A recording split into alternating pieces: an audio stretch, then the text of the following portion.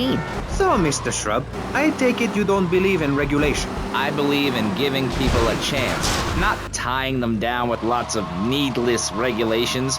The fact is, business is run by moral people. The city has been characterized by a government who cut aid to the poor, offer tax breaks to the rich, and pay people to dump toxic waste near schools. Yes, we've made a lot of progress. And up on Capitol Hill, you were instrumental in pushing through a bill allowing the manufacture and sale of giggle cream, a dessert with potential lethal consequences. Not true. Only 23 people have died, and several of them probably deserved it. So, with people being set such a bad example by big business, how are they supposed to respect each other, to act safely in society? And how are they policed by a demoralized and underfunded police force? Well, I'm afraid that's apparently quite a difficult question, but my solution is easy. I'm gonna talk for a long time about a subject not in any way related, and pretty soon people will forget all about it. I'll remind people that I have a great haircut, and that under my stewardship, Vice City has had on average 15% better weather than before, while crime rates only go up if you don't turn the graph upside down.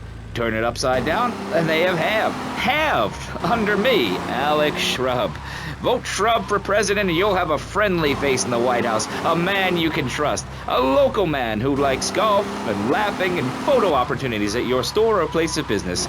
Just send me a letter. I'll send you an automated photocopied response. We call it democracy, and that's where the money goes. Now, just a minute. Don't interrupt. Let me finish. But you're not... This man won't let me speak. You, Shorty, shut up and let me speak. I'm taller than him, ladies and gentlemen, by at least 3 inches, which means I'm a lot more respectable looking. Everyone knows politicians lie and steal and cheat, but at least with me...